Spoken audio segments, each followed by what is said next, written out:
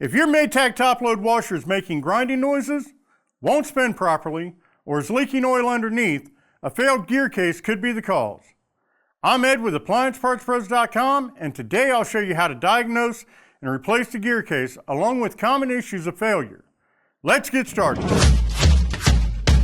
With over 2 million products in stock and the know-how to help you do it yourself, we are AppliancePartsPros.com. For today's repair, we'll need a 1/4 inch nut driver, a 5/16 inch nut driver, a ratchet with sockets, channel locks, a flat screwdriver, Phillips head screwdriver, mallet. Also, please remember that safety comes first. Always disconnect your washer by unplugging it or switching the breaker off. The gear case is the heart of the washer's drive system. It transfers power from the motor to the agitator and basket, allowing the washer to switch between agitation and spin cycles. When the gear case begins to fail, the washer may stop spinning, make grinding or roaring noises, leak oil, or struggle during agitation. One of the most common causes of gear case failure is overloading the washer. Heavy or unbalanced loads place extra stress on the internal gears and bearings. Water intrusion can also damage the bearings and seals inside the gear case. If the moisture gets past the seals, corrosion and premature wear can occur. A worn splutch, slipping drive belt, or failed actuator can also place additional strain on the gear case over time. The gear case is mounted underneath the tub assembly and connects directly to the splutch and drive shaft. To access the gear case, unplug the washer. Remove the cover over the wiring harness.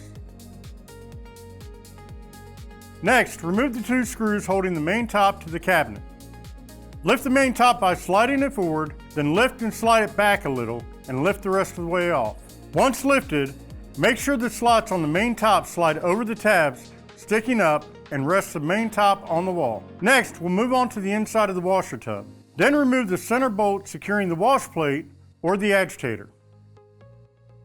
Lift the wash plate or agitator straight upward. If it's stuck from detergent buildup or corrosion, gently rock it back and forth while pulling upward. In severe cases, warm water may help loosen buildup around the shaft.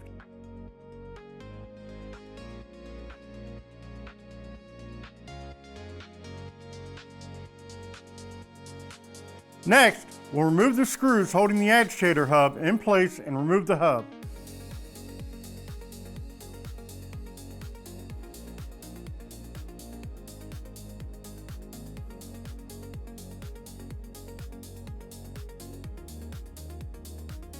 Remove the tub ring at the top of the tub.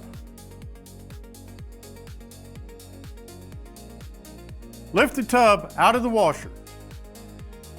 We will then need to close the main top and secure it to the cabinet with a screw to hold it down. Carefully lay the washer down on its side. Remove the belt cover if equipped. Begin by removing the drive belt from the motor pulley and splutch pulley. Rotate the large splutch pulley by hand while pulling the belt outward to walk it off the pulley. Next, remove the splutch assembly. Take out the center bolt securing the splutch to the transmission shaft. Disconnect the shifter wiring harness by depressing the locking tab and pulling the connector straight out. Then use your Phillips head screwdriver to remove the mounting screws securing the actuator to the transmission assembly. Once the screws are removed, carefully slide the shifter off the splutch cam. Then lower the splutch and cam components off the shaft. Pay attention to the order of the cam ring, spring, and pulley components so they can be reinstalled correctly later. Then disconnect the motor wiring harness. Use your 13mm socket and ratchet. Remove the mounting bolt securing the motor to the mounting plate. Once the bolts are removed, carefully slide the motor out of the mounting bracket and remove it from the washer. Then disconnect the wiring from the capacitor and rotate the capacitor to remove it. Now, remove the mounting bolt securing the gear case to the bottom of the tub assembly.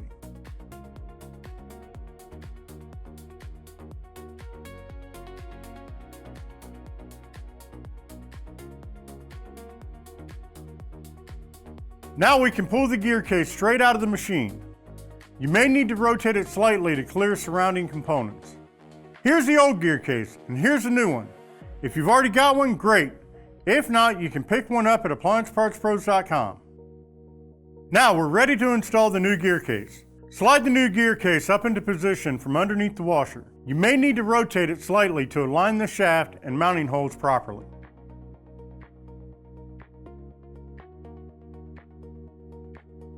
Once aligned, support the gear case and reinstall the mounting bolts to secure it to the bottom of the tub assembly. Tighten all the bolts securely.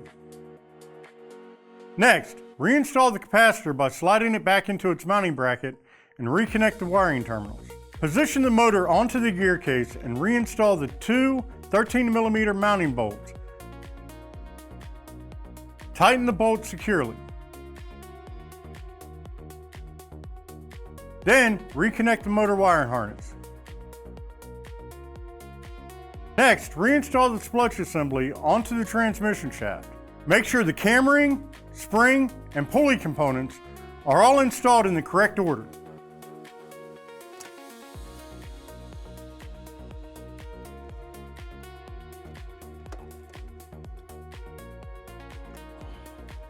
Now reinstall the shift actuator.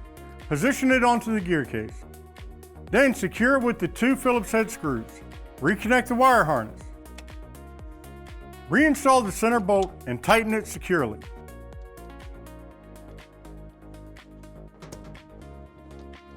Reinstall the drive belt by placing it around the motor pulley and partially around the splutch pulley. Rotate the splutch pulley by hand while guiding the belt into place until it's fully seated. Reinstall the belt cover and secure it with the two 5/16" screws. Carefully raise the washer back into the upright position. Remove the temporary screw holding the main top down and lift the top back open, making sure it rests securely against the wall.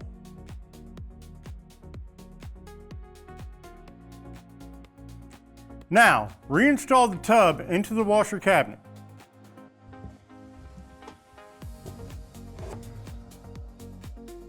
Once seated properly, reinstall the agitator hub and secure it with its mounting screws.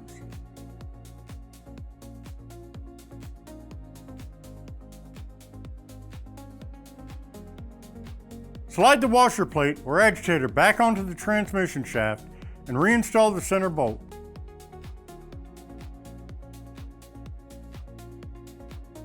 Reinstall the tub ring around the top of the tub, making sure all the locking tabs fully engage. Lower the main top back into position by aligning the slots with the cabinet tabs. Slide the top forward into place, then reinstall the two mounting screws and the wiring harness cover.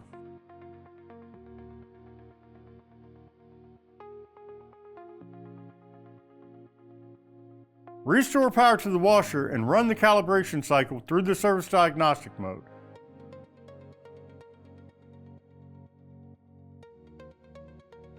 Great job replacing the gear case on your washer. With the new gear case installed, your washer should be back to agitating and spinning smoothly again. If you still need the replacement part, just have your model number ready and visit AppliancePartsPros.com. Most orders arrive within just a couple of days. Thanks for joining us today, and we'll see you next time for another successful appliance repair.